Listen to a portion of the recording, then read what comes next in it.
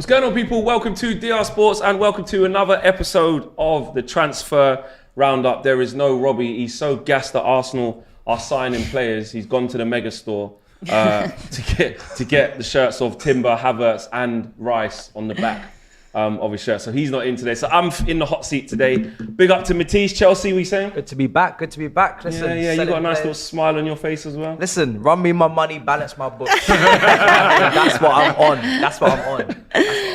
Abby, Spurs even in on the act. They're getting players in. They're changing things. You must be happy as well. Nice to get a signing over the line early doors. It's rare it happens. And a good signing in that. Exactly, a very good signing in James Maddison. For the record, I wasn't late, by the way. It was Flex. For the record. Do you know what? No one was going to mention anything about that, but you bought it to yourself. So they say whoever smelled it dealt it. You know what I'm saying? You was late. And lateness ain't greatness. Curtis coming through, Arsenal fan. A lot of people excited to have you on. They say you talk facts. Most of the time. Most of the time. And obviously a fantastic time to be an Arsenal fan, especially yesterday, and some more here we go / Ornstein siren emojis to come as well with one Declan Rice. So we've got a lot to get into. And towards the end of the show, we will be going to the hotline as well, to the phone line, so you guys can call in and have your say. So make sure you guys stay around for that. There's only one place to start. You don't really want to start there. You probably won't care. But we have to start Arsenal, and we have to start with Declan Rice. Arsenal having agreed a fee for Declan Rice of £105 million. What's that, British record now? Mm-hmm. It might not for an English player. I think for an English player. For an English player. So Arsenal now have that title. Great, amazing. Look what you're doing. The board's backing Arteta. Like, how do you feel? It's crazy, isn't it? You know they say no carbs before marbs. I know I'd be like smart Bale, but we welcome this rice. You know what I mean? We don't mind this, but do you know what we were saying yesterday? Like, I'm not even that hyped because it's Declan Rice. I'm hyped because we're spending big money. I don't think he's a world-class player. I don't think he's a game changer. I think he adds qualities that we lack, and I think he helps us. But it's just to see the Kroenke spend 100 million on one player. The intent you're like, and just to get Man City out of it. Because as soon as Man City came, I was like, nah, this ain't going to go well. Like, he's going to go to City, but they didn't want it. And they've done that a lot. I think with Cucurella, they stepped away. And I think Kane, they did it with Maguire, Van Dijk. They've done this a few times. So, but it's just that intent from Arsenal. And it's kind of, we haven't seen this. Like, you've seen it at Chelsea, you've seen it at United. We probably haven't seen it. No, not so much. They don't like to spend really, but they're just sending out the right messages, man. And they've got, I think they need a few more. I think they need a couple more. But yeah, it was a good day yesterday. Matisse, it's interesting to hear Curtis say, like, I'm not really that gassed just because it's him. Basically, he's not that transformative. He's not world class. Yeah. But it's the intent. From the outside looking in, and we'll get to you as well on this. How transformative can Declan Rice be? Is he the X factor? Is he the thing that they've been missing? How much more points could he help Arsenal get? Or is it not really about that? It's about what they're building altogether. It's tough to say because Partey had a great season last season, and it's only at the tail end where he started making mistakes, individual errors, giving the ball away, dropping off, and that's where the narrative changed from suddenly best DM in the league to now he's not really in the conversation. But for 90% of the campaign, he was really strong. So can Rice come in and do that? Yes, he can. Can he do better? Time will tell. I mean, for me personally, I think he's a very, very good player. And I think, yes, it's overpriced. And I think he's got 1 year left. And I think they would have been able to trigger an extra year. But he was always going this summer. And everybody already knew West Ham wanted the 100 million. Sometimes you just got to pay up. But the leadership qualities he's bringing, some of the intangibles, I think long-term are going to put you in a better stead than obviously Partey, who's 30. So I think it's a top signing, and I think especially for Arsenal, who, let's be honest, they've lost Xhaka. I think bringing in Kai Havertz, that's the one that I'm looking at, and I'm like, what is this really about? I think Declan Rice is almost a sure thing as it gets really, but that left hand side with Zinchenko and then Kai Havertz as well, left side midfield defensively. I'm very interested to see how they're going to compromise balance-wise, because I do think that that off the ball is a little bit of a gamble. So Rice has got a lot of work to do. If he's got Kai Havertz and Odegaard playing ahead of him. Would you have had him at Chelsea? Would you have I would have. Now Chelsea trying to get Caicedo, etc. I would have. Would you have liked? Would you prefer Rice to maybe being linked to Caicedo? I'd say Rice is. You have to give him his credit. He's been doing it in the Premier League for a lot longer. He's got a lot more appearances under his belt. His availability is clear. He doesn't get injured. Captaincy at West Ham. Caicedo, though, is a top talent as well. I would have taken either. I think either of them. I think maybe the slight advantage of a Rice is that from a ball carrier and even shooting from distance, and then obviously the height just balances out Enzo in terms of physicality. But Caicedo has been doing brilliantly this season. It's just one season we have to go off. But I would have taken either. I think at the price, listen, at this point, this is what midfielders go for. Enzo was 106, Bellham's 100, Tchouameni was 100. Rice, Caicedo, these guys. It's just the new norm, isn't it? It's the new norm. So as much as people will say it's overpay, you know, Sancho, Anthony, Mudryk, these guys are all expensive. So this is where it is. Abby, are they overpaying? Is Declan Rice worth £105 million? No, I don't think he's worth £105 million, but I think that he could be priceless to Arsenal. So in the scheme of things, paying that, as you said, if you want a specific target, sometimes just pay the money, which as Arsenal fans, Tottenham fans will know, doesn't usually happen. So when it does happen, it's a really nice, pleasant surprise. They must obviously see something in him that is worth the investment. The thing I say is, 24 years old? So this is for me, I know Odegaard is your club captain, but he has all the attributes of being a club captain, a leader for years and years to come. Hopefully for you lot that he stays there for the rest of his career type of thing. But I think it's a really good signing. I think it's exactly the type of area you need, which some people might say you didn't because of Partey or Xhaka, but Partey looks to potentially be on the way out. Xhaka was seemingly on the way out as well. So this is the right person you want to rebuild your midfield around. And also, he could have gone to City. We spoke about it on Monday's show. And I guess he could have gone, you know, you're guaranteed in a way to win trophies at City. But to come to Arsenal, especially off the back of the season you had, you need people that are going to kind of drag the team by the scruff of the neck at times and really show that leadership. And I think he's got those qualities. And plus, he's just won a European trophy. I think on top of this as well, tactically, there's concerns, right? Because some people are saying he's played next to Souček. He's been a box-to-box midfielder. Souček's been sitting. The year before, Rice was the sitter and Souček was the one getting forward, scoring the goals, getting the headers. But they'll say, can he play as a single pivot player, high volume passer, like a Rodri? There's more emphasis on your game for the team. Emphasis on build-up. Yeah. The one thing I will say is, yes, we haven't seen it, but one thing we have seen from Rice is every single season, continuous improvement and learning and adding things to his game. He wasn't shooting from outside the box before. Now he sometimes is. You know, ball carrying. He's now added. You know, he's added that to his game from when he was younger in his teenage years. He was getting skipped past by Loftus-Cheek at the bridge. So when you look at Rice, every year he's learning something. He's improving. Partey, when he was at Atletico Madrid, was he a high volume passer playing in a single pivot, spraying it around? I don't think he was. But under the coaching, under the new role, he's started to become that. But this is where Arteta comes into, and this is what I wanted to ask you.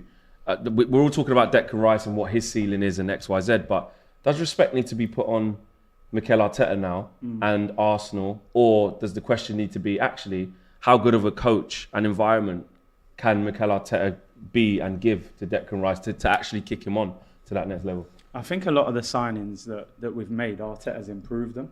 I think you look at Odegaard, when he came through the door, he was a little bit lost. You know what I mean? Hadn't really found a home. He's improved him a lot. I think with Declan Rice as well, you got to remember he's a natural centre-back. You know, he wasn't actually a centre midfielder. And that improvement that we've seen year on, year out, that's been under David Moyes, who is a decent manager, but he's not an elite coach, is he? So I think Arteta will be thinking, I can take him to that next level now. I think Rice looks better when he plays for England, around better players as well. So Agreed. I think it's an exciting signing for Arsenal, you know what I mean? Because I think his ceiling is high. I think, like Abby said, I think probably within a year or two he'll end up with the armband. I think they won't do it straight away to Odegaard. How much of a coup do you think it is as an Arsenal fan? Because you see when City came to the party, came to the table, saw it, meltdowns. Yeah, we're going to do it again. This is what I mean about this club. We're going to miss out. City are going to come and snatch him. Then obviously they've walked away. Man United ain't got money right now. Chelsea are onto different things. How do you see it in terms of the fact that Declan Rice has chose you? Like, what do you think that says about Arsenal where you're at? Are you reading into that?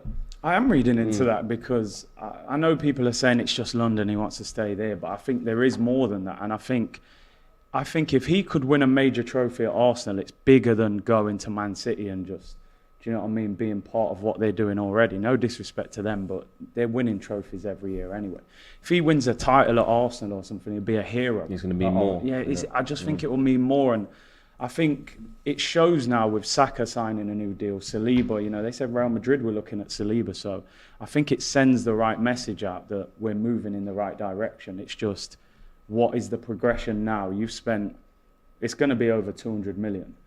and I saw you saying it, on your show on TalkSport. It's like, what is going to happen now? Are you going to win the title? What is the expectation of the Arsenal fans? So I think the pressure. What is it? Because no one's got a divine right to win. You can't start the season, unless you're Man City maybe, but most teams can't start the season and say, listen, if you don't win the Premier League, it's a failure. If you don't win the Champions League, it's a failure. No one has a divine right to win. But now with Arteta in, correct me if I'm wrong, fourth year? Fourth full season. Fourth full season, four and a bit, yeah. It's a long time. Consistent backing, getting rid of what he needs. And even last season, we looked at it and said, that's a team in his image. Yeah. And now you're adding this window of what it looks like it's gonna be. You're going, that's polished now.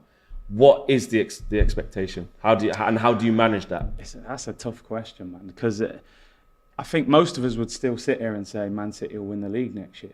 It's mad, isn't it? Yeah, it's crazy, isn't it? 105 million on Rice, 65 million Havertz, 30 million Timber, maybe one more go. We're still not favourites. Because I'm seeing them. They're saying Vardy, they've got Kovacic. Yeah, they're it's ridiculous, isn't it? So I think we need to challenge City again and not fall off. Because at the end of the season we collapsed. Yeah, it was a bit embarrassing, in fact, at the end, the way it just kind of they won it without even playing the game. Robbie didn't think that. Robbie thought it was fine. He did think it was fine. Apparently, he didn't. I can't comment on Robbie. That's why we can. Yeah, you can. We can. Robbie, We can say it was all right. Yeah. You can have a go. Yeah. I think for us, we need to win a trophy now. I know that sounds a little, but 3 years now since the FA Cup, we haven't won a trophy. I know, but not a Carabao Cup though. No, listen, I'm in a different category to that. I don't actually agree with that argument that he was having. I'm all about trophies, man. So I think, look, you can only win 4 trophies, and City are likely to win the Prem. Champions League is. Yeah. That's very difficult again, especially if Mbappe goes to Madrid and City and that. So you can't dismiss the FA Cup and the Carabao Cup. So to me, challenge for the league, get to the latter stages of the Champions League and win a trophy, I think would be the minimum for me. Abby, as a Spurs fan, actually no. I'm setting it up wrong. Go on, not as rephrase not it. As a Spurs fan, just as Abby on this show. Because if it's a Spurs fan, there's no point asking. Yeah. If you look at Arsenal, what should they be looking to do? They're getting good players. They're backing Mikel Arteta. They've got spirit. They've got fight. They've got hunger. They've got excitement. And now, though, they've got expectation. They've got anticipation. What should be a successful season for Arsenal now? Is it just keep competing, being in and around it, or do we need some silverware? I agree with Curtis that they need to potentially start challenging for some silverware. That's not me saying necessarily the Premier League or the Champions League. I'm saying a Carabao Cup, and I don't know why the Carabao Cup gets so much disrespect, to be honest with you. I don't know why, but I'd say domestic trophy. But just quickly, if Arsenal finished second, say they didn't win the Premier League again, which you're saying is kind of likely, kind of thing. Yeah. But they only won the Carabao Cup. The narrative around Arsenal, what would it be after? Again, because it's the expectation. Yeah. But at the same time, like Curtis just said, we're all probably nailed on to say that City are going to win the league. There's nothing to say that you can't win the league. Who knows what can happen? Chelsea under Poch, who knows what can happen? Big Ange at Tottenham, who knows? But we do know that. But I think that the main thing that you have to build on again is challenging again, because if you look at it from a Liverpool perspective, how they were with Man City every single year, they were thereabouts, they were challenging, pushed it every single season to kind of the last day. If you want to be challenging, you have to learn to do that the whole way, and take it to the line, and then the best team wins. Obviously, what happened last season, it tailed off. It kind of did capitulate towards the end. I'm not just saying that because I'm a Spurs fan. I'm just saying it because it's pure facts. But that's what you need to build on. You need to learn from what happened last season. And I think that looking at what you did last season, you learned from the season before when you bottled the top 4. You learned from that, and then you went on. And I don't think any Arsenal fan expects you to, come second or, have the season that you did have despite the ending. But I think if you can keep learning and growing from what happened the season before, then there's nothing to say that you can't take it to the whole way or win the league or take it to the final day or something like that and really challenge them, because the squad you're building is up there with a squad that is capable of challenging for sure. And especially when Chelsea are in a transition, Tottenham are in a transition, Liverpool are in a transition, Newcastle, is that a one-off or are they going to add more? I know they've obviously added Tonali, but what else are they going to do in the window? I still think they need some more additions to come in to, just boost that squad and the quality of it in the Champions League. But also, you haven't played in the Champions League for a long period of time. Yeah. So I think it's been 7 or 8 years. So what's going to be interesting to see how you deal in that. What's your focus? What's your priority type of thing? Matisse, you're always, you're ready to get onto to Arsenal, you know, for different things. But that has largely been like we said, because of Don Robbie though. Because Robbie on this show he's been Deflector, unbearable. Yeah, Mr. Deflector has been unbearable this season, and it all crumbled for a big crescendo in the end. Yep. But now going forward though, how do you view it? Because they're looking good, man. They are. They're looking very good. Looking good. I think every single year City are the favourites, aren't they? Just by default. By default. Yeah. But I think if you look at it over a 4 or 5 year period, for any club that builds their team up, does the right things in the market, has stability from a managerial recruitment standpoint, you'd want to snag a title out of City's dominant time. I'm not saying that that's an achievement in itself. Exactly. I'm not saying you got to win it this certain year, but you've got to win it at some point in this period. And if you don't, then you haven't done anything. So basically, like Liverpool did. Yeah, I know they kept knocking in and around it. It's the same with any sport. Yeah, there's always a consistent underdog. If I take it to Formula One, Rosberg versus Hamilton, he got one. That was an incredible achievement. Obviously, Hamilton was going to get most of them, but you need to get something. You need to leave with something. I agree. Because if you don't leave with anything, happens in tennis. Look at Andy Murray; you get one. Exactly. You just take one. Any sport, there's an underdog. You have to at some point overperform. You have to defy all odds, right, and do something that no one expected. That's sport. So, if Arsenal do that this year, you know, the season after, whenever it is, you have to build up to doing that. You can't just keep finishing second and say, oh, it's Man City. Like, you have to, at some point, you have to take over. Win. Yeah. The thing is as well, you look at City last year, like they had a lot of luck as well. Like you look at Haaland, he missed 2 games last season. I think this year teams will really target Haaland and be a bit more aggressive with him.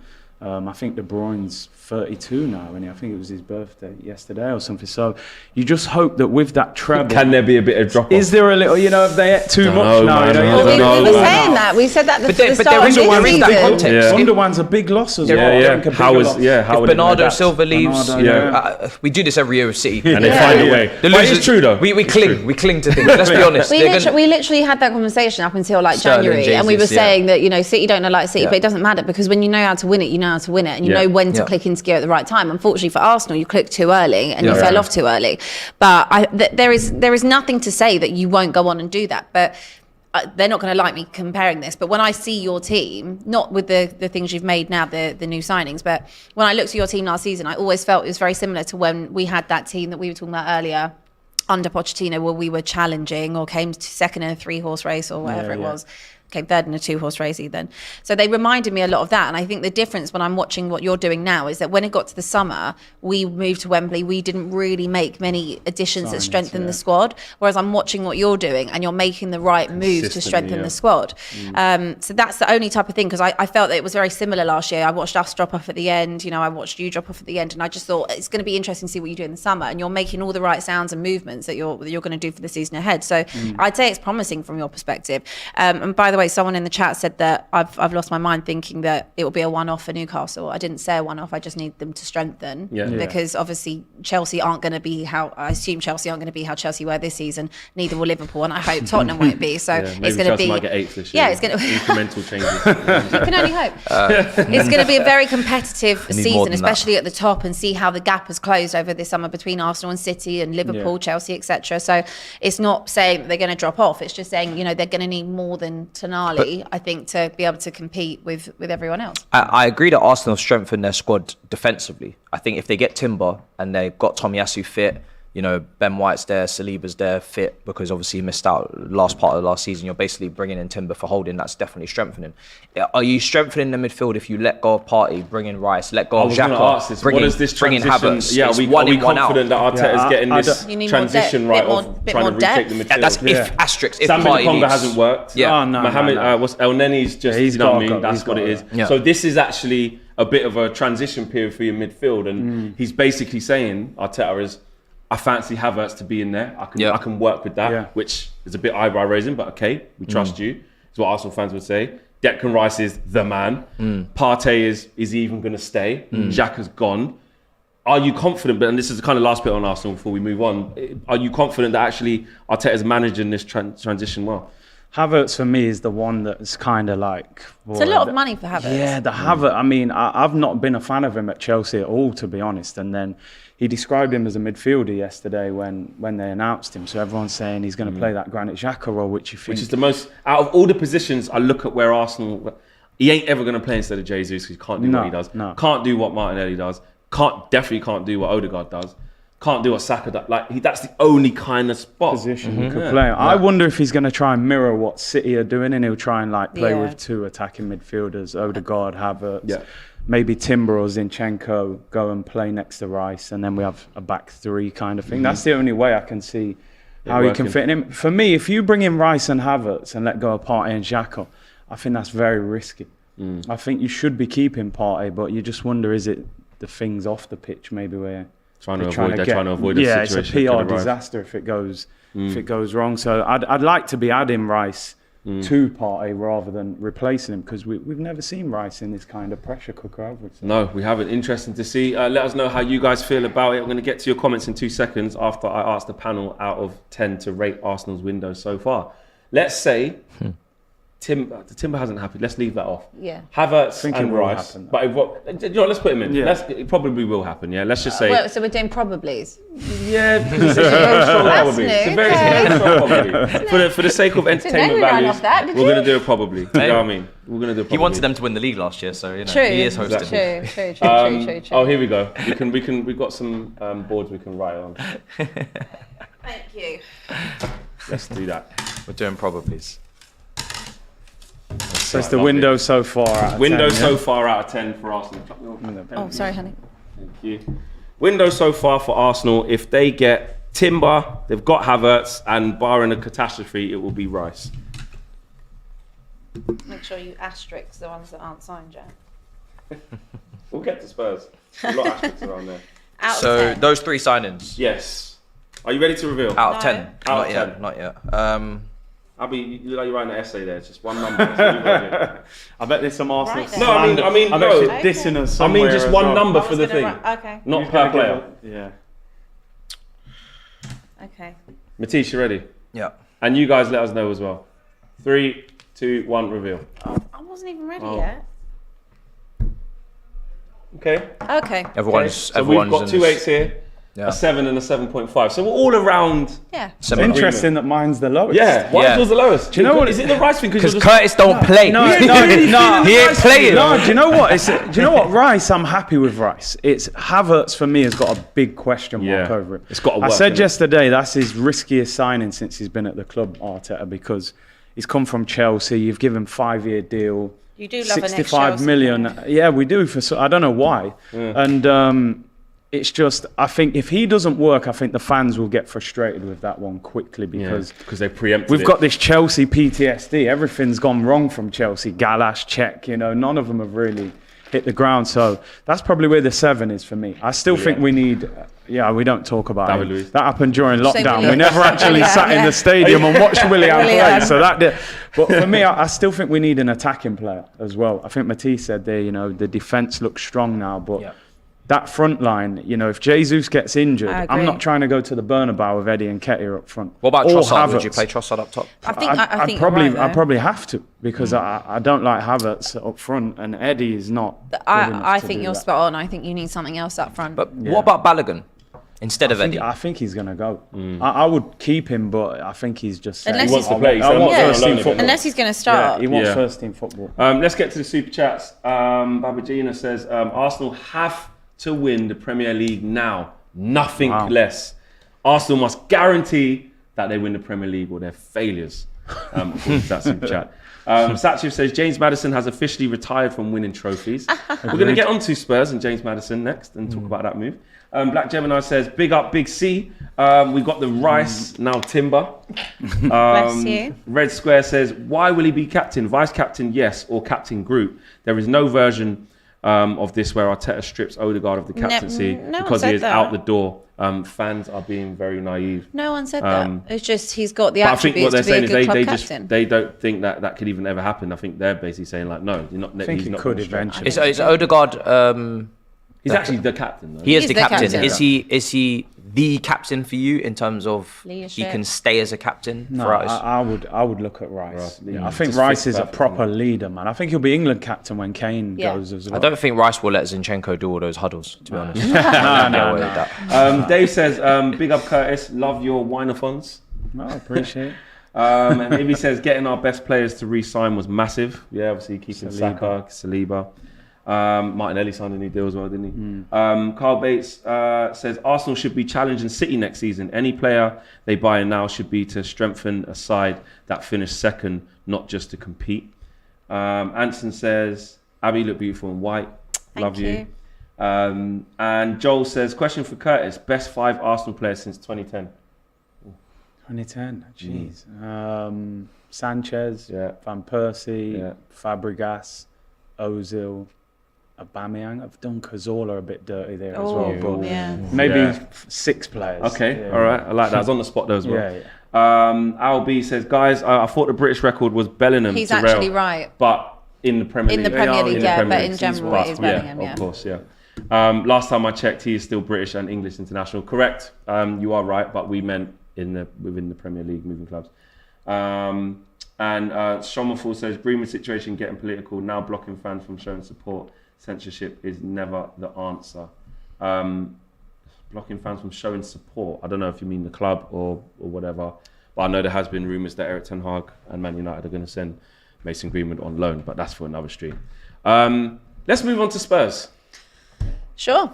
You know, Maddison. you always moaning. The Eriksen you know, replacement. Daniel Levy don't do anything. We don't get no money. Enoch and the board out. You got a new manager. Big Ange. You've got to say Big Ange. Big Ange. It's got to be Big Ange. Big Ange going to play exciting football. Yeah. Get attacking, creative player like James Maddison. Yeah. How happy are you? I'm happy to get James Maddison. I'd say it's 3 years too late, but at least we finally got it done. It was a good bargain. I mean, Leicester, I think, must have been pretty desperate to get that done as quick as it did. Yeah. You know, the other day when I was reading online that it said, you know, small stumbling block just over the payments. I thought, oh God, here we go. This is going to go on all summer. It's going to get to the last week and they're going to go still trying to find a way because, you know, Spurs fans have seen that all before, but could not believe the speed at which that moved. It was all confirmed by last night. Really happy with it. It's exactly what we need. Needed it since Eriksen left, so it's good to have an attacking, creative player that's going to be in the heart of that Tottenham team. I can't judge anything yet till the end of the window. We've still got big issues. We need to sort out the defence. We've got all these players coming back on loan. Happy that Harry Winks is out the door. That's a start on getting rid of some of the deadwood. And yeah, I mean, to Leicester, ironically, as well. I mean, Effectively, so you only got him for 30. Basically. Yeah. Well, it wasn't part of it. I think it was a separate deal. No, but even still, getting James Maddison for 40 mil is an absolute steal and bargain. I'm surprised Newcastle pulled out of it. I don't know why, whether that was to do with the FFP or why they obviously have Tonali. Don't know, but I'm really happy that we're getting him. It's exactly what we've needed. And in terms of, you know, Daniel Levy and Enoch, I'll make my judgment after the window. And I mean, to be fair, we had a decent window last summer on paper. Apparently, Spurs won the transfer window last year. Yeah. A lot of people saying at one point. I never said that, but still, I'll make my judgment after. But in terms of Postecoglou, I'm okay with it. I mean, from what I've seen of him, the research I've done into him, what I've seen of him at Celtic, plays the type of football that I want to be seeing. 4-3-3, nice attacking football, goes for everything. And if he doesn't go for it, then we definitely know factually it comes from the top, which I think it is anyway, but we'll know that for a fact. So I think that it's just about turning the energy, and it seems to be things are happening quite, you know, quickly, and we're trying to do business quicker than usual. So I'm happy with it. And the best thing is that it's a positive signing, and it has lifted the fan base a little bit. People are really happy with this signing because it's a step in the right direction. It's the type of player we want to see. The only issue is we've got so many fullbacks that we need to get rid of or decide what we're doing with them. And we still desperately need to sort out the defence. Of course, we also signed the goalkeeper, Vicario. No idea if he's going to be good, not good. He's 19 years old. I would have. He's your starter next season. Well, it's yet to be said. It's going to either be him or Forster, I assume. I mean, Lloris is obviously going, but it's Forster. I would have liked to. We were talking about David Raya a few weeks ago. Yeah. I would have liked to have David Raya. I think he's a good keeper. I think that he would fit fine in there. I think he's perfect for Spurs. He's perfect for Spurs, and he's also rebuilding. We're rebuilding from the back as well. So I would have been happy to have him. I know the stumbling block was the 40 million for him, and then they've gone and got Vicario for, I think, half of that. But I think it's a big risk if they're going to play Vicario as first choice. Whether or not they do, that's a very big risk and a lot of pressure to put on a 19-year-old that's having his first season in the Premier League in a team that notoriously doesn't defend that well.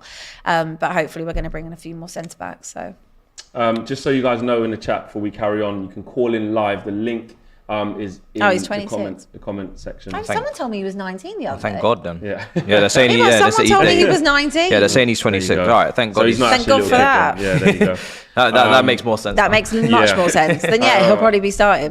That would But be- he'd have to be still would have preferred. David Raya. Yeah. Yeah, better the devil you know. Yeah, the call-in link is in the description below, so make sure you guys get involved, get ready for that. We'll be doing that for the last 10-15 minutes of the show, so get ready for that. Matisse, Maddison, is he... Ericsson. Is he Ericsson That is then? the Ericsson Yeah? replacement. Like, Okay. same How way... when did he leave? He left. When did he leave to When Inter did he Milan? leave, Abby? Yeah. 2000 During COVID. 2020? No, he left 2021. January. 2019? Oh, 2020. Oh wait, hold on. When was COVID? 2020. 2020. I thought he I went think he was 2019. still. Was he? Someone put in the I thought chat. he went before. Yeah, I thought he went before that. But So was it anyway, Inter one, it's yeah. ironic that you're saying He went they're there- only replacing him now is the point. Yeah, for me, it's the Ericsson replacement. Yeah, Same way they both kind of 20. operate off the right hand side. Ericsson operated off the right for Poch. Maddison's played on the right of the midfield for Leicester a few times. Both brilliant set piece takers. Both can take long shots. Both brilliant, passers of the ball. So for me, that is the Ericsson replacement. That's exactly what they needed in midfield. You look at, Basuma, not the most progressive, line breaking passer. Same with Højbjerg. Same with Skip. None of them. None of them are All average. Even Bentancur was as good as They him. are. Bentancur's not average. Bentancur can keep things He's not clicking average. over. He's not average. He can't get assists. He could drive with it. He's not average. Who? Bentancur. No, he's not. No, He's good. He's Bentancur's really good. Good. He's a good player. He could drive with the ball, but He's good. he's not a Maddison. really, he's good. He's not a Maddison passer. So for not his job. me, yeah, you were missing that in midfield. I think you was never going to get that kind of player under Conte. It's just not something that he likes in his team. But obviously you've got that now of Ange. Now they need to start the defence because Dyer, Sanchez, Doherty, Emerson Royale, Doherty's not Reguilon, there. Reguilon's still there. Reguilon, Oh, is he gone? We had to release him. Oh, you released him. Well, Is that's a Reguilon on start. loan, isn't it? Reguilon was on So loan. he's He's gonna coming come back. back. You got Yeah, find he's a coming solution back. for that. He Perisic as well. Davis. Can't Loads play. of different- And now they're moving to a back four. Now they're moving to a back four. Tottenham That's are the thing. rubbish. They're moving to a back four now, which is crucial because they've been playing with wing backs. So Yeah. Perisic can't play in a back four. Yeah. Pedro Porro defensively has looked very shaky as well. So they and listen, you want to put Eric Dyer in a 2? We saw what happened at Newcastle, right? For the first half an hour, first 20 minutes. So and Romero is extremely rash. So he's going to need some calm next to him. So they need to make a lot of changes in that back line for that team to be balanced out. From an Arsenal fan perspective, Yeah. well, again, I shouldn't really do that same way I said to Abby, not from an Arsenal Not fan from Yeah, perspective. maybe not. But what would you think, Matt? Would you have liked him at Arsenal? I like him, man. I think he's a baller. I got to be honest. When I seen you get him, I was like, oh man. Do you need him though? When's he ever going to play We instead don't, of Odegaard? but then you got to Just think squad depth. Yeah, squad depth, man. We tried to actually get him before we got Odegaard. I think Leicester you were- wanted yeah, you were 60 odd interested in million him. for him Yeah. at the time, but obviously he's got a year left on his deal. I'm surprised really that none of the Champions League clubs maybe had a look at him. I know Newcastle were looking and kind of dropped out, but I thought even Liverpool looking at Szoboszlai, is it now, in that attacking sort of role. So I think it's a good signing for Tottenham, to be honest, as much as it pains me. But I think, like you said, you've got a lot of work to do in defence as well. A lot of players to sell. I think also, Basuma, Spence, can this manager get more out of players like that? I think that with Basuma, he obviously last season was a complete write-off in terms of Tottenham anyway, but we know he's a good player. There is a good player in there. So He said it was a bar, 25 million. he, at the time. he was a Everyone bargain. was We pissed wanted he him didn't as get well. And you Yeah, wanted him. yeah, He was yeah, linked yeah. with so many different clubs. So I was really happy with that signing last year. And for whatever reason, he just didn't have a good season. He spent a long time out injured. So I think new manager, fresh kind of outlook on the club. And I think him in midfield, I assume it will end up being Maddison, Basuma and Bentancur in there. That's all right. Which is absolutely fine. And I just want to see the best out of these players. And I think that when you're playing in a different system, the system we were playing under Conte was so suppressive and depressing, to be honest, as well. There was no room for any type of creativity or for anyone to do what they wanted to do and have the freedom to do it. So I think having him in there, I think we'll see a different version of him this season, or I hope that we will, because the one that we saw of him at Brighton was what we intended to buy. And same with Jed Spence. We were talking about it before we started, and we've got so many options at fullback, but Jed Spence, it'd be such a shame to like just waste that opportunity. You know, we've really kind of stunted the year, like stunted the growth that he was developing while he was at Forest. He's been at Rennes. Like, I want to see him play. I know we bought Pedro Porro, but I want to see Jed Spence play. Fundamentally, I want to see him play. Free Jed Spence. Yeah. For me, I think Maddison's perfect for Spurs. I think actually out of the traditional top 6, what we call it, I think he suits them the most. Actually, I think he could have had success at other teams if he ended up in a lineup. But in terms of him right now in his career, where you can start every game and be that guy, he can't go to Arsenal and overshadow Odegaard. For me, some Man United fans might even disagree, but he ain't putting up Bruno numbers for me. If it's and actually at Newcastle, when you said you're surprised they pulled out, I think they looked at it. And if I look at Eddie Howe's midfield, he likes powerhouses. He likes people who can run about the pitch and do the ugly side of the game. If you look at Joe Linton, Longstaff, Bruno Guimaraes, Tonali now. And now Tonali, and if it was going to be Barella, those type of players, they don't, without a 10, that's like an Eddie Howe. Like we get after teams. Yeah. I don't see Maddison doing the ugly side of the game. Agree. Even when Leicester were struggling a bit, sometimes I had to put them on the left because we need some more legs in there. We need some more bite. We're in a relegation fight. And I think to put the cherry on top or to start at Spurs with a creative player where you can just leave him as that 10. Chelsea, not so much. Again, maybe under Poch if he changes the system and wanted to go over 10, but probably not. I think Nkunku will play there as well. Yeah, because he plays off the front. Yeah, so I just think out of everyone, Spurs is actually the perfect place for him to land. And I actually wish him all the best because he's a good player, man, who you can tell's got a lot of ability, a lot of talent, and it's about him going on to, make that next step, really, innit? And actually he's going to Spurs at a good time because there's going to be a lot of change, a new manager, a new system. He can't go out there on the Conte and play. In a way, the pressure's off. Tottenham have just got to focus on the Premier League and hopefully the Cup. So he's coming in, and everyone just wants to see good, positive, attacking football. So it's the perfect place for him. You're right. Yeah, it is. Staying with Spurs, Bayern Munich are ready to offer 80 million to try and sign Harry Kane from Tottenham after initial bid of 60.2. Don't think they know Daniel Levy very well. For the England captain was rejected. Start with you, Abby, of course. Kane to Bayern Munich. And look, where do you stand on this thing of like, if he goes, just make sure it's not a Premier League team. If he wants to go Bayern Munich, fine. Versus, actually, if we can keep him, get him to sign a new deal. We've got Ange, we've got Maddison. We're going to change, and maybe the romantic story, romantic story of Kane can get that trophy with us.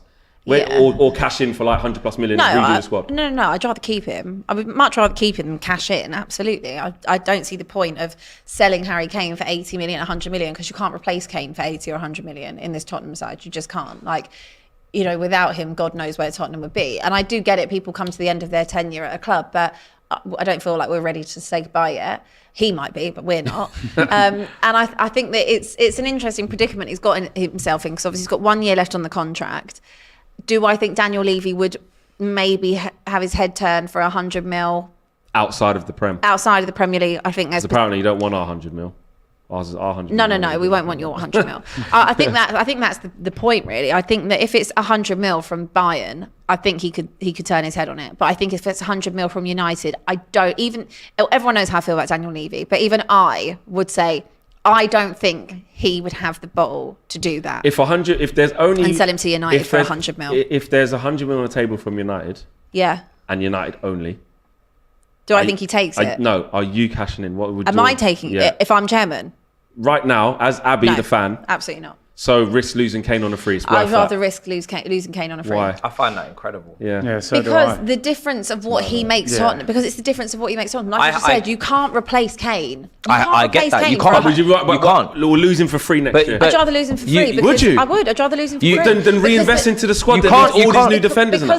Because firstly, I know what even if we got 100 million, right? They're not going to go. They're not going to go and then spend that 100 million on a striker or do that. They're not going to do it. I've watched it before with Gareth Bale. Look at what we brought in. Yeah, you bring in multiple players to try. Yeah, they got it wrong. Do you know how many worked out? Yeah, they got it wrong. But they got it wrong. But the money was there to do it. But do I trust the board to redo it? I was talking about this with Nicky yesterday about Declan Rice. Yeah. About does he trust the board to reinvest that money? He says no. Well, do you trust the board to spend nothing when Kane goes for free? No, I don't expect them to not spend anything. Do I expect them to spend it on what it needs to be spent on?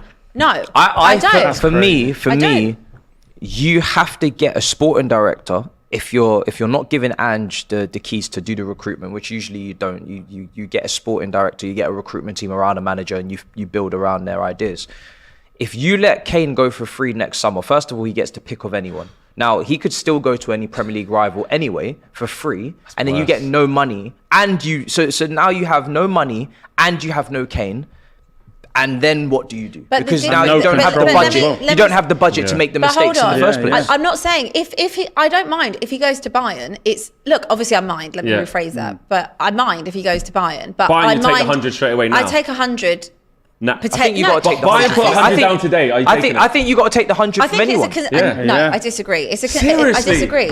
So what's the difference between him going to Man United now and going to Man United in 2024 for free as well? And then you don't have the money to reinvest into the team. I see your point, but the difference of what Harry Kane can make Tottenham in a season is very big. What difference do you think it is? This season you finished 8th. He scored 30 goals. I'm aware. This season and imagine you if finished imagine where Tottenham would have finished, somewhere like Chelsea. So are you saying that with adding, like you said, so that means you're saying in this 1 year, He is priceless. with Maddison, You have to win a trophy. I don't think we could do better without Kane. Okay, but no, I think we can do with Kane. Yeah, I think we can do better. I think there was a whole multitude of factors over the kind of like the last 4 years since Pochettino left, which is why Tottenham have been so poor. I think that stems from the top. I think that comes from the manager, and I think it comes from the players. I feel like I'm hopeful that we have the right type of manager now. From what I see of him, he doesn't seem like he's doing us a favour. He's not there for that. He's there because he wants to actually go and put his thing on a club, and not to say I should be here because I'm bigger than the club type of thing. He wants to come because he wants to work hard at the club and put the DNA back into it.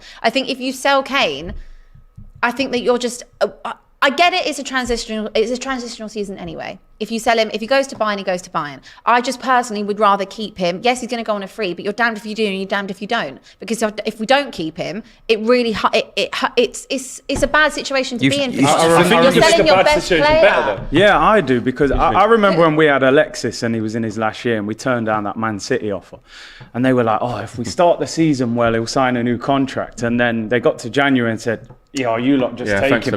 Give us Mkhitaryan." I know it didn't work out for anyone, but you know what I mean. But I feel with Tottenham now, it's like Kane's maxed out at Tottenham anyway. You know, he's scoring 30 goals and you're still not winning anything. Obviously, that's not his fault, but I just feel like if you keep him for a year and don't achieve anything great this season, and then he goes for free, you're in an even bigger mess than getting 100 mil now and trying to rebuild and giving Ange that sort of new era and some money to spend. The flip side of it is that United are going to have to buy a striker this summer. So if they don't get Kane, you're going to buy a striker, yes or no? Yeah, he's going to be probably pants. But you're going to buy a striker of some. You can't just keep going and getting. It's not going to be level of Kane, is it? But that's the thing. You can't just keep going and getting like a wild workhorse to try and fill a hole. You're going to have to do something this summer in terms of striker if it's not Kane. But we'll come back for Kane for free. You're going to have to go and get a striker as well. We have Jackson coming in. Yeah, who's had half of back end of the season. I'm going to say it here. I'm going to say it. I'm going to come back for Kane. I'm not saying they wouldn't come back for Kane.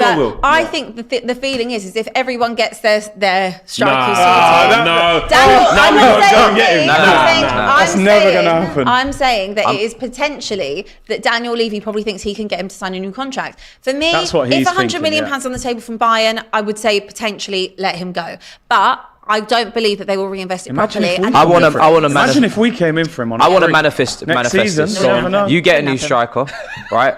We get Jackson from Villarreal, and now after a season of improvement under Pochettino and a little bit of development, now Harry Kane rejoins up with his former manager, comes to Chelsea on a free. Just like I said and manifested Poch next to you. Okay. I'm going to manifest this. All right. I know you really want to wind me up today. You were saying it to me before we started. I think it's insane that you're rebuilding regardless. You're not going for a title. You're not. Well, do you know what it is? But you're not going for a title. What's the best that Tottenham can do? What's the best? Kane goes anywhere. What's the best that Tottenham can do this season? Get him to sign a new deal. Well, I'm talking about from a performance standpoint. The best they could potentially do is potentially get in the Champions League. Not win something. Do you think you can win a trophy this season? Maybe. Yeah. Don't lie. There's nothing to say we can't win a Carabao Cup. You took too long to answer that. Do you know what the maddest thing about the Kane situation is? I actually think he's going to stay there. Do you think he'll sign a new deal? Yeah. Do you? He's just going to give up. I just think it. He's got Stockholm syndrome, hasn't he? They've held him hostage for that long. He likes it now. I can't see him going Germany. I can't see him I can't see him Learning going the to Germany. lingo I and- cannot see Daniel Levy Can selling barely him to speak United. English, never I mind cannot. German. I can't see that. And I think that the thing is that whatever people say, I'm right, I'm wrong. It's my opinion anyway. But Yeah. I think Tottenham are in a catch-22 situation. You're a bit damned if you do sell him because of the effect and what he brings to the club. You can't replace him with 100 million, in my opinion, because he's so priceless to us. But if you don't sell him, then obviously you run the risk of him going on a free. So what are you meant to do in that situation? I think what people are It's just thinking what is, you prefer. if you keep him, what do you achieve with him in the team? Yeah. I That's think sort of the I think a question. lot more than having him out. When his peak season had you in 8th. But for me, if you're Man United, you don't move on a big name and you save Yeah. a spot for You Kane. go for I don't think there's a Højlund. name on the market right now that's worth I'm going annoyed. for I'm now. saying we had 100 million to definitely spend on Kane. Yeah. So if Yeah. we didn't, why have we not tried to get Rice? Why are we not trying to get Caicedo? We should have moved that. But anyway, that's a Man United talk. Right now, we have a Bayern Munich fan calling in for the show, and he's going to tell us exactly why he wants Harry Kane and why Harry Kane should come to go to Bayern Munich. What's your name, bro? Liam. How you doing, Liam? Liam. Talk to us. Harry Kane. Bayern Munich trying to get him. Initial bid of 60.2 million rejected, and now you're ready to tempt with an 80 million offer. Is he numero uno? Is he target number one for you? I think so, personally, yeah. I think that would be the main guy to go for. I think he'd fit us like a glove, to be honest. Can you see him coming to Germany? Can you see him, changing his lifestyle, picking up the language, etc., etc.? To be perfectly honest, no. I won't believe it until I see him hold up that shirt. So, yeah. I have to ask, right, because the reason why I have hesitations on this move is because Kane has always wanted to try and break the Premier League record that Shearer holds, and I think Shearer joked about I hope he goes to Germany because that would obviously be a relief. But also, are you surprised as a Bayern Munich fan that they're operating in this market? Because usually Bayern Munich tend to take players from Bundesliga. They tend to take Fries, Götze, Lewandowski. They tend to monopolize the Bundesliga and run it, basically, to come to the Premier League and be interested in Rice, be interested in Kane. Not just players that are in that 50, 60 million mark. We're talking 100 million price tags. Are you surprised? Yeah, 100%. I think it comes from Thomas Tuchel, though, to be honest. I think his time at Chelsea has got these moves going, to be honest with you. I would like, personally, Vlahovic. I know we're talking about Kane, but I would like Vlahovic. That's who I would go with. But again, I think it's Tuchel pushing for that Harry Kane move, to be honest. Do you trust Tuchel to be the head of your recruitment? I know that you kind of sacked a few key figures at the club at the end of the season when obviously the title race went to the final day. Do you trust Tuchel to kind of shape your team from a recruitment standpoint? For me, no. I never wanted him. Obviously, the two men that you obviously just referred to got sacked for sacking Julian Nagelsmann. But yeah, no, not for me. Not having Tuchel, not having him at all, but is having Kane or Vlahovic. Thanks for joining, man. Thanks for calling in. Really, really appreciate that. We've got a Manchester United fan who wants to come in on the act. What's your name, bro? Hi Flex, I'm Sachif. Oh, Sachif, my guy. Sachif, United View regular. It's good to put a name to the face. How you doing, man? Yeah, how are you, man? It's my first time seeing you, and I've seen Flex and I've seen Owen and Big up. Yeah, how are you guys? Big how up. you No, guys been? Very good, bro. How are you? Yes, the panel is good. Everyone's good to see you, man. From a Yes, Man I- United point of view, what do you want to talk about? Yeah, I wanted to talk about the takeover saga. It's been weeks. Like it's not like the news hasn't been like revealed. Like all I heard was like all about like AGMs and stuff, and then I heard like because of the Glazers thing, Yeah. like the sale could stall, and then now suddenly I heard this Sergio Ratcliffe's bid got it was not good. Yeah, it's gone. That's- It's hurting us, man. I think, actually, I talk about this a lot of the time. You've had your problems with the Cronkies, etc. And now, It's an and now look, understatement. Satch's bringing up a good point there that the takeover saga at Man United is just a joke now. How do you think it's you're kind of caught between a rock and a hard place, aren't you? Because the takeover, like, you guys have demanded change, you're getting change, but it's kind of happening too slow, and you haven't got the ownership in yet. But it's strange seeing Man United have this kind of transfer window, because usually if you wanted Mount, you would have just paid the money and got him, and exactly. you're kind of fiddling around over 5 million. It's very, it's not like Man United to do that, is it? So it must be frustrating for you guys as a fan base. Very, very frustrating. Sachin, looking at your transfer business, obviously you're linked to Mason Mount quite a lot. Is that the type of player you want to bring in, or is there someone else you had in mind? There is a lot in my mind. I will. For me, my first choice would have been like a De Jong type of player, but my second choice was Caicedo from. I would love to take him as well. He's I've seen him for like the past 2 seasons. He's absolutely versatile player. He can play as right back. He's also ball carrier. He moves the ball forward as well. He can play as a DM as well. He's absolutely versatile. For me at this moment, he's the one for me. Can we afford him though, Sachin? That's the problem. The money situation. Yeah, we are linked with him. And actually, we're going to talk about that a little bit. Good guy over at Sky, Mark McAdam, saying that Manchester United are going to make contact with Brighton. But we love a good old chat. We love a bit of informal. I mean, do you want to link up and talk about some players and not do anything? Let's just have a coffee chat. Let's just do that. But listen.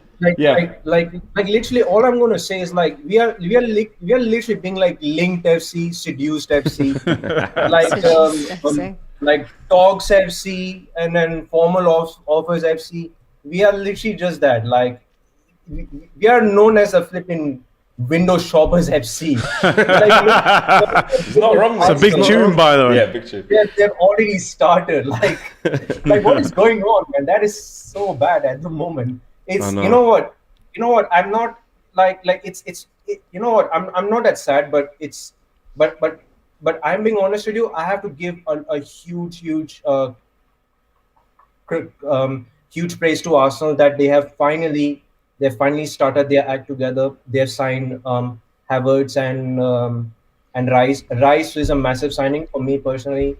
He's not worth 100 million, but I mean, but still, you have to risk to pay anyways. You have to pay. Yeah. If you really want to get a top tier player, you need to get him. I wish I would have got Rice because I wanted Rice to start ahead of Eriksen. So, I mean, other than that, all the best to Arsenal. Hope you guys win the league next season. Appreciate that. I like this Man United. We win it, actually. We win it. Yeah. He's doing all right until then. Listen, really good to speak to you. Really good to speak to you. I mean, honestly, with you, right? To be honest with you, we are still on our way. We are still on our way to improve based on our points tally. Yeah, we're miles off. We finished last season with like 75 points. So I just wish to improve on our points tally. If we reach 85, then it'll be cool for us. Then I would say the next season we should be going for it. Yeah. Okay. Listen, thank you for calling in, bro. It's been really good to hear from you. Much. Appreciate that, man. Thank you. You got a friend there, mate. Yeah, no, wishing you all the best, mate. When you got that money, man, you get friends, don't you? You know what I mean? What's football becoming when we're watching Arsenal to win the league at the start of the season? What's going on? Before we've even had our transfer window, we're probably going to be rubbish. You know what I mean? All these protests and that is sending you lot wild. This is mad. Mate, honestly. Okay, so to finish off on the Kane situation, kind of a simple question, really. Do you think he'll move by the end of the window? No. To stay there? Nah, it's Stockholm syndrome, man. They've got him hostage. He's there, man. Matisse? No, not for me. I think Manchester United needed to have the takeover situation done by now, and then I would have said maybe Man United. But apart from that, no. New deal or leave on a free? Leave on a free. He's not. If he signs a new deal, he's lost the plot. No, there's no Big Ange and Maddison recruitment that can change what's happened the last 5-6 years for Tottenham. He has to move if he wants to win trophies. That's as simple as that. And Abby, what do you think Sir Harry Kane will do for you? Stay. And sign a new deal? Jury's out on that, but definitely stay. The fact that it's No, even I there. don't think he's going to Bayern. Absolutely not. Okay, well, we're going to go back to the call line, actually, because we've got a Spurs fan, actually, who could maybe enlighten us here. We've got Charlie up next. Charlie, can you hear us? Charlie cannot hear us. Just like No. No, I can hear you. oh, he can hear us. He can hear Okay, us. perfect.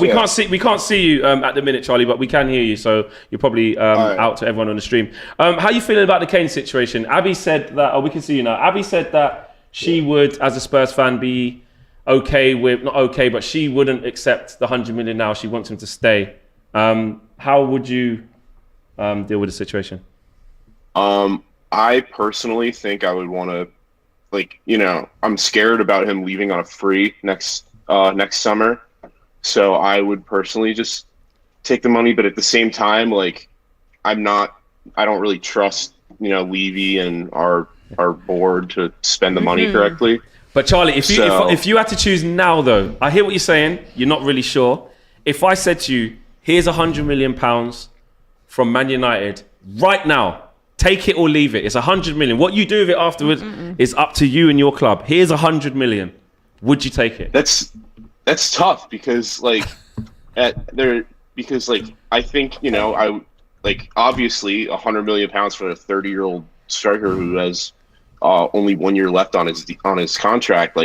That's a big offer, but at the same time, it's Harry Kane is Tottenham. Harry Kane is one of, if not the best players to ever come through the club, and it's hard to just let go of a player that means so much to the club.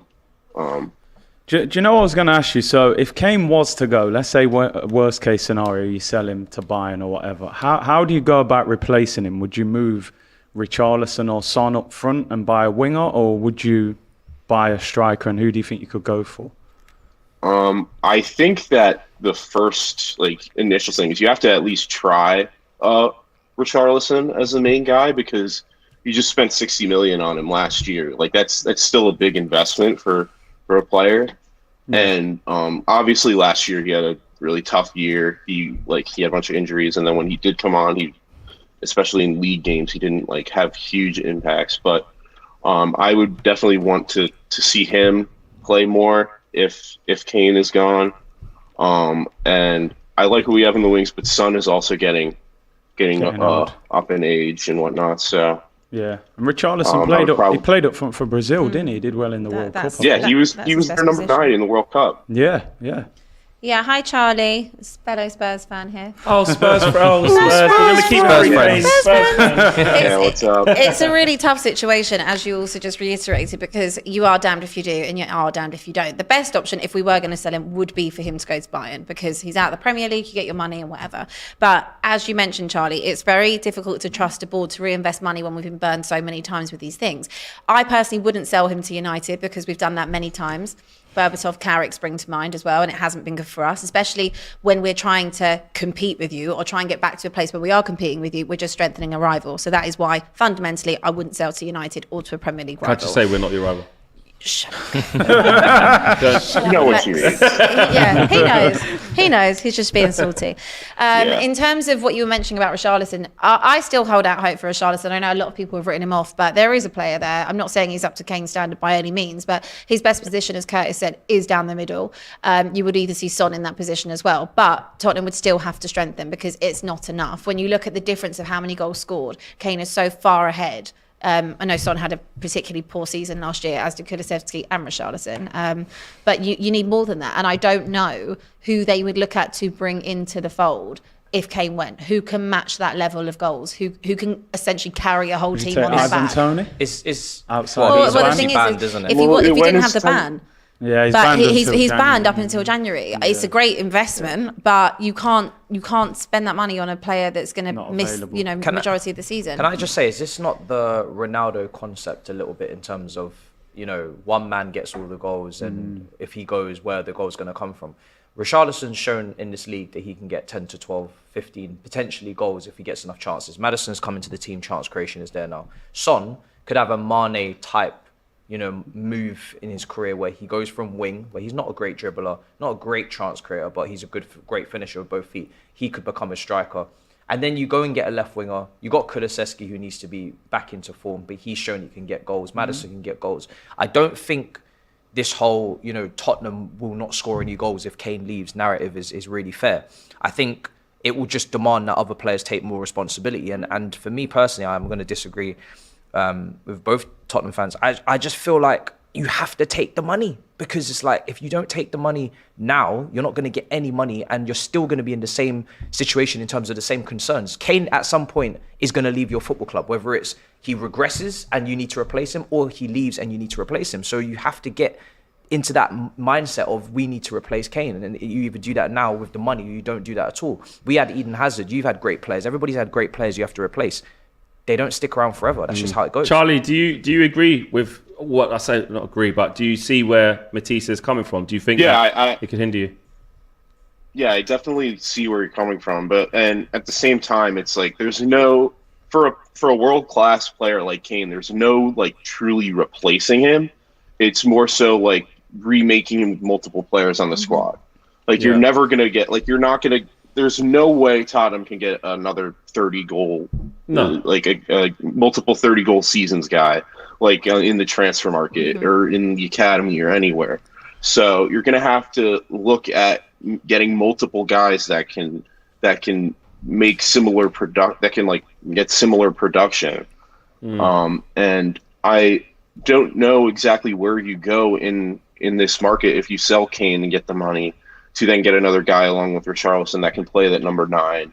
And then like also spend on, we have a bunch of other holes on the roster right now. Like, center backs are a huge issue because, I really can't, like, if we're rolling out Eric Dyer again next season, then like I don't even know if I'll like bother watching. I quite like Eric Dyer. Whereabouts? Are you from the States or Canada, Charlie? Yeah, I'm from New York. You're from New York, yeah. What time of the morning do you have to get up to watch an average Premier League game? So for the first game, it's a 7:30 a.m. watch. But most of the time it's just 10, so it's not that bad. That's not too bad. But them early ones, you're saying, listen, forget that. Imagine getting up at 7:30 to watch Eric Dyer. I woke up at like 7 a.m. on a Saturday to watch us lose at home to Brentford. So. That's what you want to see. Sometimes, or you could just be like Abby, you could be around the corner and say, I'm just not going. Yeah, and just spend your weekends doing the washing. Listen, Charlie, thank you for calling in, bro. It's been great having you on, man. Appreciate that. He's gone? Oh, he's gone. We've got a Chelsea fan up next. Someone for you, Matisse. Arun, thank you for joining us. Can you hear us okay? Yeah, I can hear you, Flex. Thank you for having me on the show. No worries, man. You're most welcome. Great to have you. Matisse, got any questions for your fellow Chelsea How you doing, consortium? Bro? How you doing, bro? I'm doing good, Matisse. Fantastic. I mean, we've had quite the summer already, isn't it? So many outgoings, a lot of movement. Obviously, we already had a few pre-agreements as in Cuckoo and Gusto arriving. But I have to ask you on this Mason Mount situation. We haven't really touched on it too much on the show. For yourself as a Chelsea fan, where do you stand on the Mason Mount situation now to Man United? Are you kind of over it now, or do you want to still try and give him an opportunity to work with Poch and see if a new deal can be struck? Where's your head at? To be honest, he is given 3 good years at Chelsea, and I probably want him to stay. But it seems like he wants to. He doesn't want to commit his future for this club anymore. So if that is going to be the case, there is no point in making him to stay in the club. We don't want to have any unhappy players in the squad. We already, managed to get rid of all the deadwoods, and he's one of our prized asset. Even though he's on the last year of the contract, we can still, sell him for some 50 odd million and get the money and invest the money wisely in Caicedo or some other midfielder, somebody like Maddison who can do the creative, who can take care of the creativity part in the club, because apart from Enzo Fernandez, I don't see any other creative players in the midfield. There are people mostly talking about, we don't have a center forward. Actually, nobody's noticing that we are lacking creative midfielders in the team. We cannot depend on Enzo Fernandez throughout the season. So we need to have someone as a backup for Enzo Fernandez, somebody like Maddison, who can play in case what if Enzo gets injured. Then where is the credit going to come from? So, we need to, get a midfielder, sell Mount, and try to find a creative midfielder and build the team. So that's how I see it. I don't want to, see if Mount is not happy to move here, let him go. That's how I see it. And another question as well for you about ownership, because obviously there's a lot of opinions on Todd Boehly and the way that they're running the club in the first year.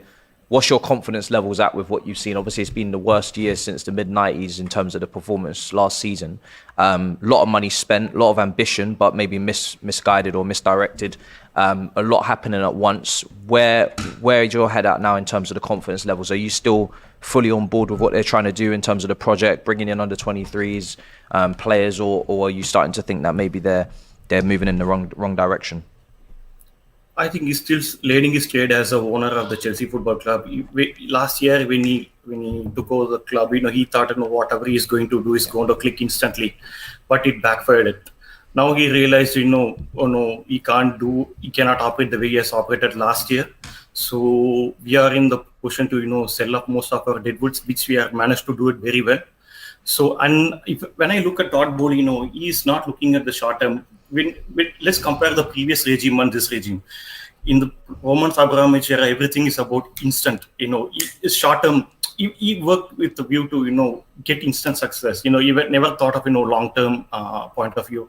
Whereas this guy, he's having a vision for the long term vision. He's trying to get players on long term contract, like 5 years or 8 years. That shows he wants to.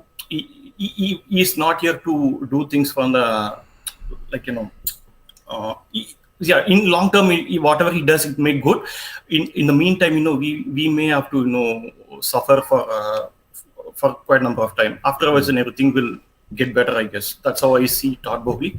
I think he's doing well. He's realized he's made some errors. He's trying to correct it. That's how I see it.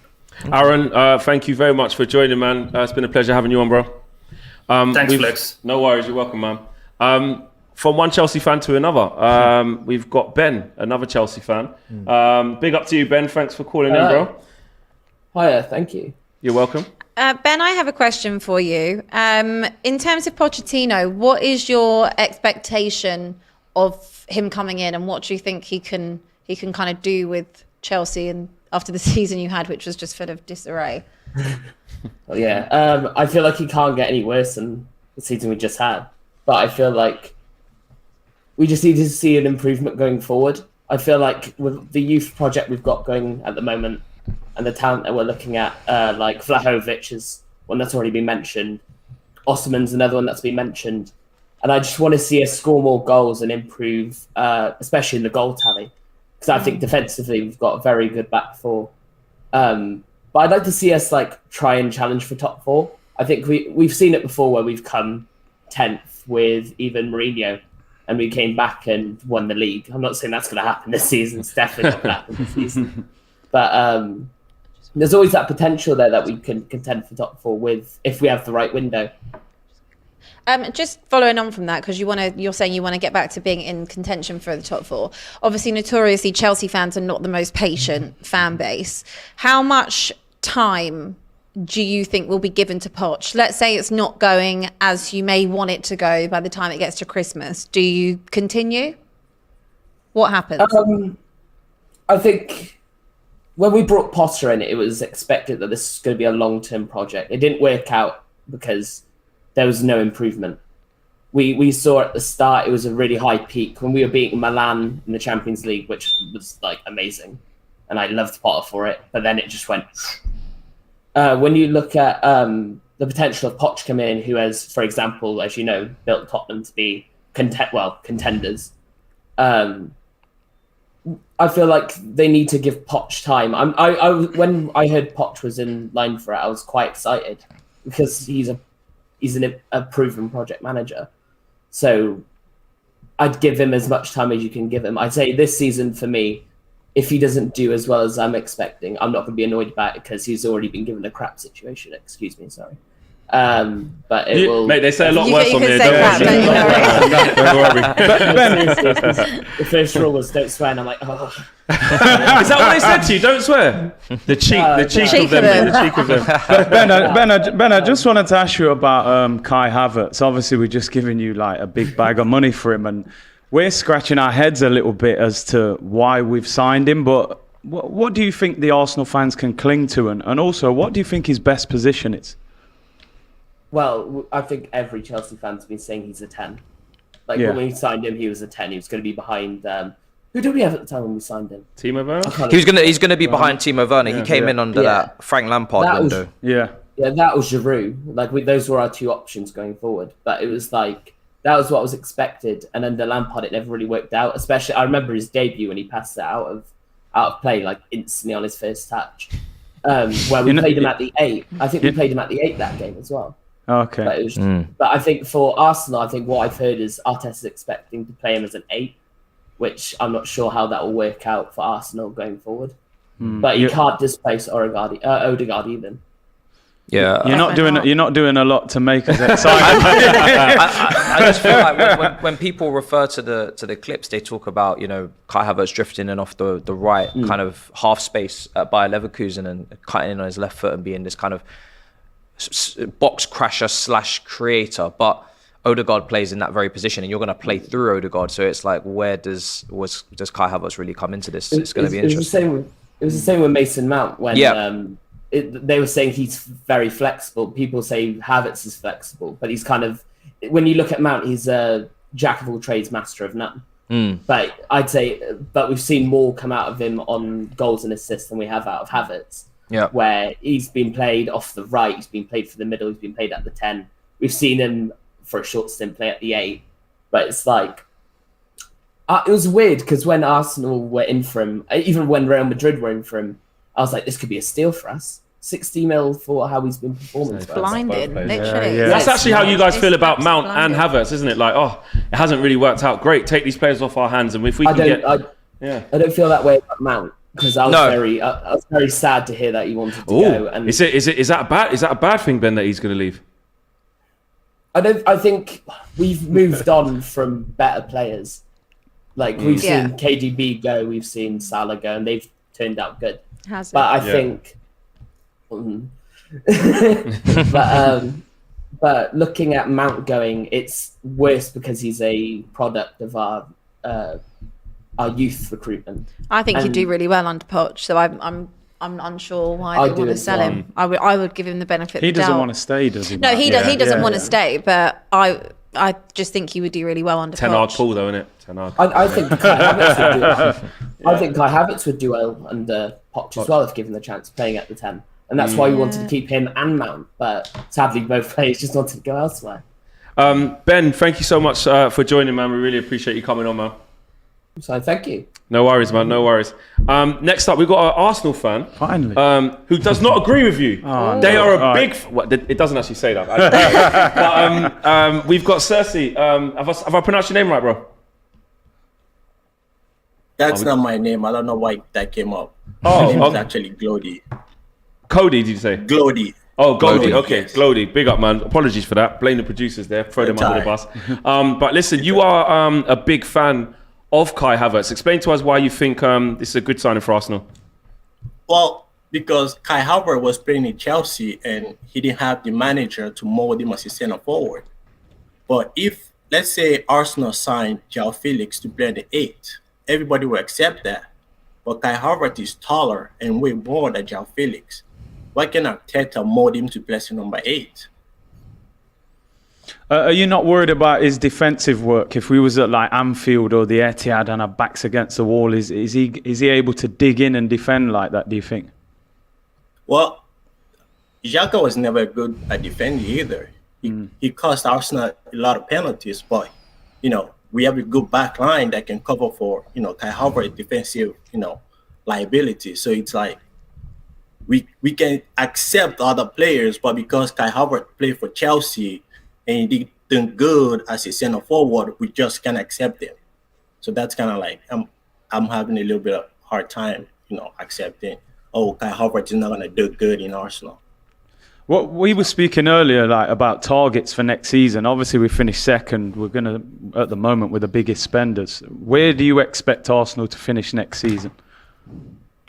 So I have a lot of faith in Mikel Arteta and what he has been doing since 2019 he came in, because we have been seeing progress each time. Even the year we finished 5th, everybody came in the year after that. They were like, oh, Arsenal is not going to make top 4. I actually said that last year Arsenal is going to be in the top 3 before the season started, because I can see, hey, Arsenal finished 5th, but they were 1 point off from Tottenham, and Tottenham had 2 players to score 20+ goals, which will never happen again. So I'm like, yeah, Arsenal can finish in the top 3, and everybody was just like, oh no, it's never happened. And I'm saying, even this season coming up, Arsenal is going to challenge for the league again. Like, that's how much faith I have in what Arsenal is doing right now.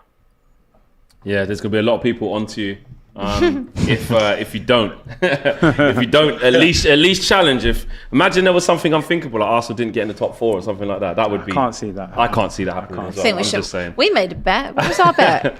We made a bet. It was between Chelsea and Tottenham. About it's about Chelsea and Tottenham. Who's going to finish ahead of each other? Yeah. I said Chelsea going to finish ahead of Tottenham. Just before you go, bro, rate Arsenal's window. I know it's a bit of a hypothetical because Yuri Timber has not signed yet. Technically, Declan Rice hasn't. Technically. But based off of those 3 players, rate Arsenal's window out of 10 before you go. I'll say about 8.5. We need at least a couple for Saka. Then it'll be like a 10. Yeah. Okay. And what more do you want to add? I just want to say, a center forward. Yeah. Because we can have a center forward and then we can push Gabriel Jesus to the right to cover for Saka, because he was playing at the right mid, in my city. So we can do that as any center forward. So we can do either or. So. Okay. Listen, man, thank you for calling in. We appreciate you taking the time to be with us today, man. All right. Appreciate it. Thank you. Yes. Cheers. And as you guys can see, that's, it's great getting you guys to call in. You can have your say. You can get involved. Every time we do this, I believe, in a transfer roundup, and also on match day lives as well, game day live, should I say. You guys can call in as well. So, great feature of the channel. Big show. Covered a lot. To be fair, we could have covered a lot more, but, there's been so much going on at Arsenal, significance at Tottenham, and obviously a lot going on at your club in the callers as well. So, no, it's been a good show. It's been a wicked show. I'm glad we didn't talk much about Man United because... It's not much to talk about. You're the only team that's not actually doing a lot. We can save it till Monday. We'll save it till Monday. You know what? Just go on to things like United View. That's for therapy for that. When shut down the club shop, didn't you, the other day? Shut it down. We ain't selling no more shirts. 100 of us went up there. We shut that down. But listen, thank you for watching. Before we go, I'm just going to read out the rest of these super chats. There's quite a few. Abby Sachiv, actually, who we spoke to in the end, he said, Abby, please tell that criminal Levy to give us Kane. Foggy Foam says we desperately need Tapsoba and another defender. Yet another pod said, I actually think Havertz might do well, and you will take your words back. Our transfer is a 9. I know we dropped money, but we got our primary targets. Amin says, good to see you inverting into DR Sports. Zinchenko role. Anton says top 6: Man City, Liverpool, Arsenal, Chelsea, United, Spurs. Have you seen Arsenal Tchouameni link? Hope we get Partey. Though. Dream. Says A. That is a dream. You can dream. Ansar says this is Arteta's 4th season. What are your expectations now after such backing? Definitely have to win a big title. If they win nothing, then what? We kind of spoke about that earlier on. Jack Will says Spurs rivals are Villa and Brighton, not United. Speaking of Villa, Pau Torres from Villarreal. Unbelievable signing that. Is it? I mean, remember Man United wanted him for ages. We decided to go we for... We were with him as well last year. Yeah, Martinez instead. Great signing. Yeah, Unai Emery knows him as well from his time at Villarreal, so that's going to work. Seniac says, was gutted when Hazard left on 1 year left, but this sale contributed to 2 Champions Leagues later. Probably doesn't happen for Spurs, but probably maybe not. they might get you a Carabao Cup. Probably not. GP says rather cover tie in Muller Rice than pay 100 for Rice. Oh God. I don't know. Says one season for Kane isn't ever worth 100 million. Even if he gets you top 4. Also, you can keep calling your new keeper really young. You do, he's 26. We realise he's not. He's 26. He's not 19. Yeah. And A says there'll be 5 attackers and 5 defenders. Hazard isn't a defender. And Snake Eyes says, big up to see Curtis again. Big up to see you on the channel. Guys, smash a like on the video. Make sure you subscribe to DR Sports if you haven't done so already. And we'll be back again on Monday for another transfer roundup. Take care, guys. Peace.